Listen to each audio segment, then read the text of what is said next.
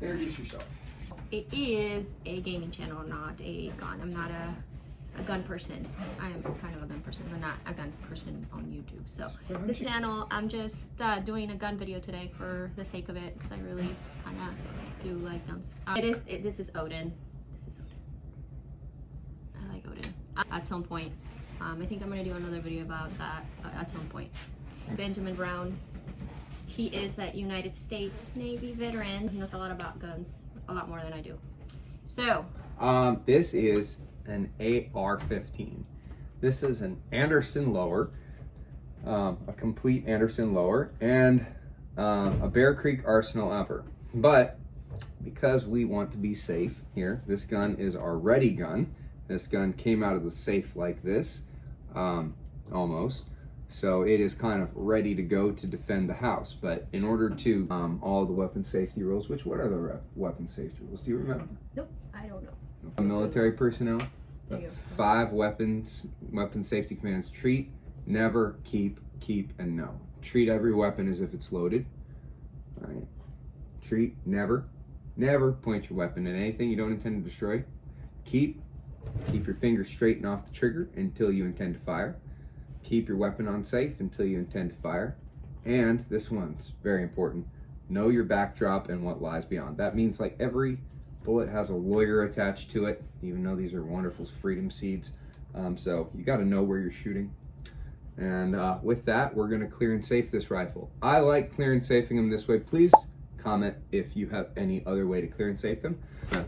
Put it in the chicken wing here, drop the mag, and I'm going to go here. I'm going to rack it back. I'm going to look inside this gun and make sure that it is clear and safe. There, clear and safe. And I'm going to lock the bolt. I'm going to lock the bolt back.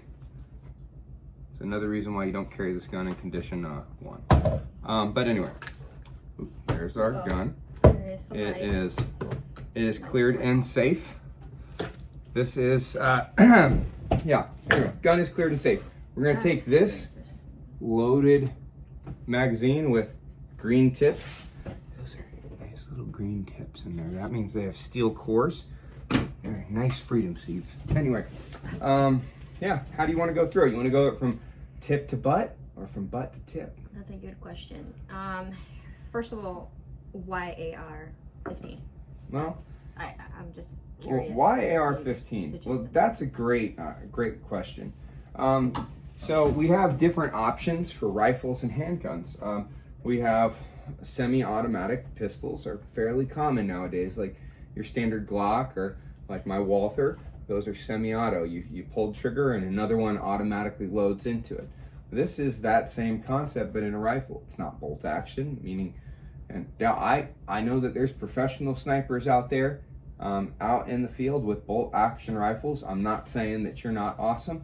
Just saying an AR platform allows that less manipulation of the gun, and so that another freedom seed can load up into that chamber quickly. So all in all, an AR platform allows you to have that semi-automatic rifle, and that allows you to put more rounds on target quicker. You have a large capacity, and you have lots of different these magazines. This is a 30-round magazine, and we have a whistling dog downstairs. It's like I was looking at a magazine the other day that was a 100-round magazine. Depending on your state and what you load into your gun, that might classify your gun as a machine gun, and then you might need to get a tax stamp. Oh, I see. Some places say that if you have 31 rounds in there, it's a machine gun, but if you have 30 rounds, it's not a machine gun. So you got to know your local laws. We're not talking about laws right now. I'm not a lawyer, I'm not an expert, but let's go through this rifle. I pulled out this sling that I've been painting. This sling is the exact same sling as this one. It's a nice American-made sling. Let's see, what's the brand? It's S2, S2Delta.com, made in the USA. Really like it. It rapidly adjusts. It's got a little rapid adjustment knob. Here, there's many different ones. Whatever sling you get, I recommend that you get it in a country that you support, like the United States, if you live here. Otherwise, if you're in China, get yourself a China-made sling. But anyway, This is the one part that I didn't like about this. I mean, it's nicely made, but if it That's tap, what you were talking about, yeah. tap this on any piece of metal, it dings. And me, I'm just not a fan of jingles. You know, before you go do any gear, like any serious sort of missions, you check your gear for rattle. You like shake, you know, you have your buddy shake your pack, make sure there's nothing rattling in there or jingling. And this is a jingle point. So I'm gonna be painting this, so I'm not gonna wrap it up now. But this stuff is super cheap to get. This is just a roll of, you know, like bandage material. You know, this is camouflage bandaging material.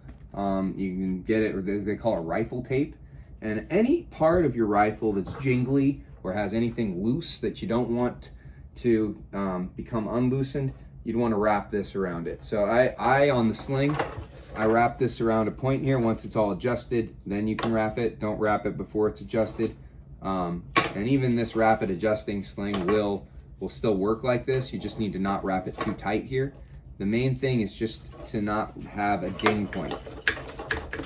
So not too much stuff there, just not a rattle point, not a ding point. This sling, I'm just gonna go this way with it. Oops, sorry with the bright light. Goodness. Is a point sling, means it adjusts right here. It's not my favorite type of adjustment, it's just what is. I think I'm probably going to readjust this rifle so that the sling is wrapped around this back point right here. I like that a lot better. It makes the rifle more controllable when I'm slinging it over my shoulder, etc. Bear Creek Arsenal, on the forward part of this sling, it has 2 mounting points here. And I really like that for different applications. Like if you're in a primarily forward carry environment where you're not going to sling your rifle to the back, this is my preferred setup. If I'm going to be doing more complex maneuvering out in a field environment, like out in the woods, or if I'm going to be moving left shoulder, right shoulder, if I need a lot of sling control, anytime that I would need to move my rifle to my back and administer medical care to somebody in front of me, I'd want this sling in the forward mount position because I can really put it on my back, sling in the forward mount, and with this right here, really put it behind my back and just have it sit there nice and securely. This way, it sits nice in the front. Now, what do we have in here? We were just talking about this thing. We got an adjustable butt stock right here. This is nice. Some people go fixed. I once heard a Navy SEAL say that he has a fixed butt stock now because he once hit somebody in the chest with one of these and they broke. But I've never had that experience. I've never been trying to break down doors with a butt stock. That's not something I've done. So this seems to work good for the application. What's nice is if you need to shorten this up for some reason, like if you're a shorter person, this can sit in your shoulder and you can still get your nose right where you need to. Me personally, if I'm CQBing, if I need to like get this weapon closer to me, that wouldn't be my first thing to do. I wouldn't go adjust this. I would just put it up over my shoulder. Personally, if I needed to get upstairs, as when you need to bring this rifle in close, you just bring it in close. But yeah, that's for going around corners. This is a flip up sight in case this fails. And we, yeah. We have 2 of those. So let me just demonstrate those. So like, let's say this thing is on the fritz or the battery is all jacked up. For some reason it got damaged. We can quickly stay on target, just a press of a button. This is unloaded. And now we have the same sight picture that we did before. We just, you know, we're not working with lasers, we're working with mechanical. And that's great. It's great to have mechanical backups on your rifle. I was once reading a book about a Navy SEAL as a work of fiction, but the Navy SEAL was doing a high altitude, low opening into a crazy environment, and right before they landed with all their nice tech, they got EMP pulsed and it killed all their gear. So they had to improvise. How do you like the handle placement? I just put this in Yeah, there this today. is new for me. I don't know. I have to. Can you reach up with it, swivel your hand up, leave your thumb here, swivel your hand up and touch the light? Ooh. Barely. Ooh. So Yeah. leave your thumb down and swivel your fingers up. Oh, this. Thumb down, Down. swivel your I fingers up. can't swivel my finger. So I'll probably move that handle back. Yeah, I can do it with my thumb, but then I have to get the hand. I can't keep a. What about handle. this Oh, position? nice. It's actually there. I can see. I haven't been touching this when I'm not wearing when I'm not wearing my glasses. So like this feels. Yeah, check out the red dot, or check out the. All the other dots. Yeah, because you said if it doesn't have it, then it's an issue. You can't really see through it. Yeah, for some reason, like you got your rifle damaged in some way, having these as backups, it's nice. I have a scope on mine that I don't really have room to put these. That's a flashlight. So I've got these 45-degree ones coming in the mail, so I can have some offset 45 degrees just in case my scope failed or something happened to it. This thing needs to be up. I like these. These are tack. Anyways, well, this is the AR-15, This is a red dot. and how is this to turn it off? This is Odin. Let me know if you think this is an overkill, or what would you put in it, or what would you change in it.